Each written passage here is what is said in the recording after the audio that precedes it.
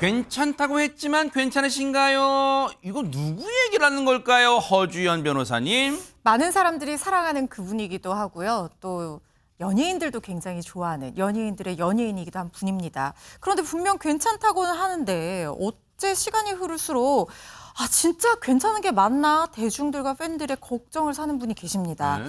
최근에 이분의 근황에 굉장한 이목이 쏠리게 되는 일이 있었거든요. 어허. 그런데 일단 지금 보여드릴 영상은 작년 5월 이분의 영상인데요. 네.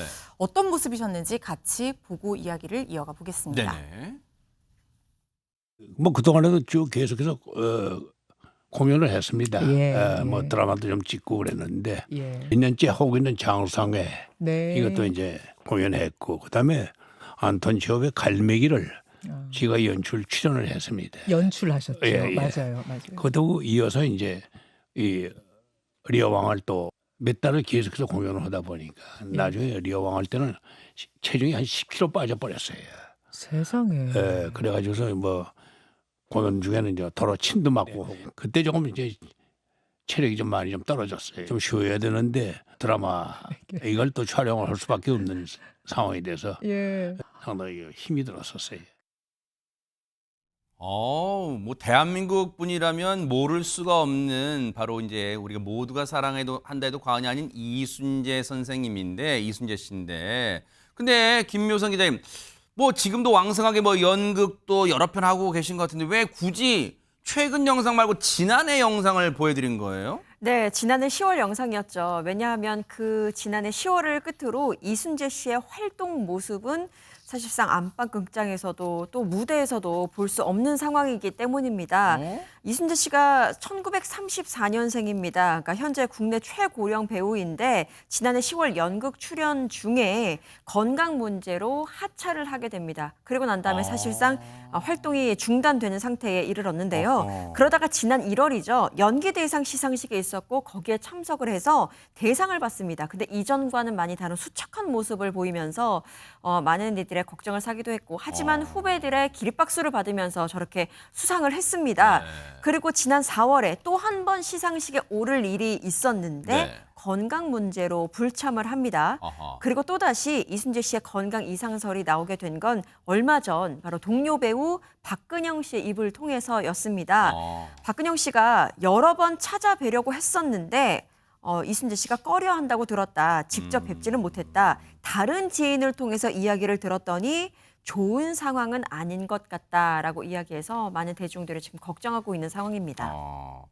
이제 다른 뭐 본인 이순재 씨 본인 얘기는 아닌 거예요. 근데 다른 지인분의 입을 빌려 듣다 보니 조금 안 좋은 것 같다더라 하는 건데 우리 보통 그런 얘기 하잖아요. 김현준 평론가님 쓸데없는 걱정 기우야. 아니 잠시 재충전을 위한 휴식기를 좀 가질 수도 있는 건데 그거를 좀 건강 이상설로 결부시킨다? 좀 너무 좀 과한 건데 또 그럴 수도 있잖아요. 근데 이제 워낙 고령이시다 보니까 우리가 이제 흔히 그런 얘기 주변에 계신 어르신분들 보게 돼도 갑자기 체중이 많이 빠지신다거나 이게 굉장히 좀 건강에 큰 타격이 될 수도 있는 것이고 또 굉장히 수척해진 모습으로 기력이 한번 확 빠지게 되면 다시 일어서는 데 굉장한 힘이 또 필요하다는 그런 얘기도 뭐 일설로 존재를 하죠. 그래서 제가 개인적으로도 이순재 선생님 뭐 좀 잘 아는 분이기도 한데 마지막으로 제가 배웠던 것은 지난 2022년 가을경이었습니다. 백일섭 씨하고 노주현 씨하고 같이 연극 무대에 서셨다고 해서 저건 이제 제 젊었을 때 사진이고요. 요거. 예, 이때 연극 무대에 서셨기 때문에 제가 그때 가서 이제 찾아뵙고 연극 끝난 다음에 같이 저녁 식사도 했었거든요.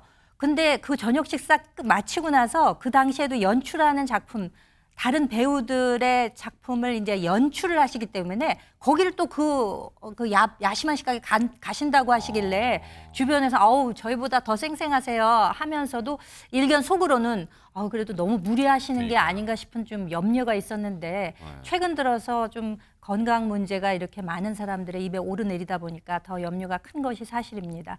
그래서 지금 이순재 씨 측 그 소속사 측에서 19일에 입장을 공식적으로 내놓은 것이 있습니다. 선생님께서 지금 다리에 힘이 없으셔서 재활 치료에 힘을 쏟고 계신다고 하네요. 네. 그렇지만 뭐 다른 이상이 있어서는 아니다. 그래서 네. 시중에 나돌고 있는 건강 악화설에 대해서는 일축하고 있는 이런 입장을 발표했습니다. 이순재 씨 소속사 측 얘기를 100% 신뢰하고 싶어요. 지금 아마 시청자분들도 같은 마음일 거예요.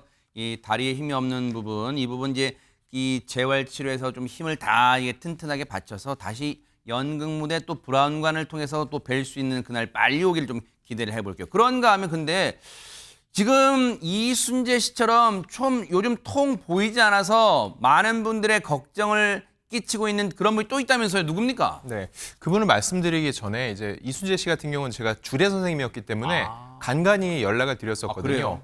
근데 이제 건강이 지금 이제 재활 치료 중이고 괜찮다고 하는데 좋지 않으셨다고 느꼈던 지점 중에 하나는 휴대전화가 없어지셨습니다.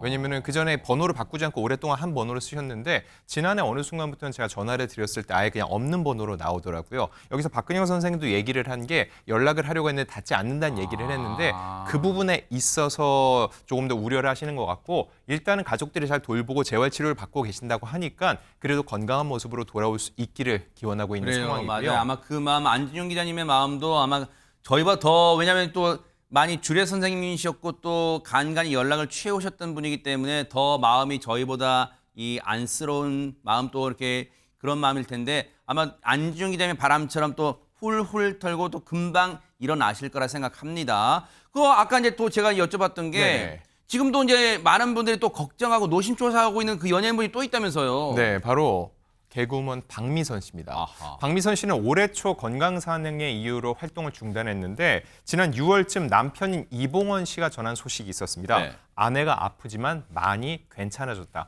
건강에 문제가 있었다는 거는 인정을 한 건데 그런데 왜 최근에 다시 이야기가 나왔냐면은 박미선 씨의 절친한 동료죠. 조혜련 씨가 한 라디오에 나와서 울면서 이런 말을 했기 때문입니다. 그 이야기는 미선 언니를 생각하면 울컥한다.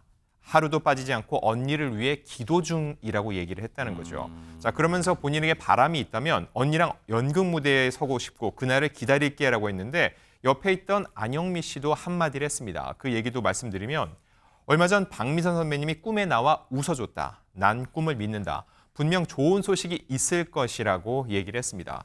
이런 동료들의 말을 종합해 보면은 뭔가 의미심장한 느낌이 들면서 대중들이 그 속내를 알지 못하는 대중들은 걱정이 커질 수밖에 없던 상황이 된 겁니다.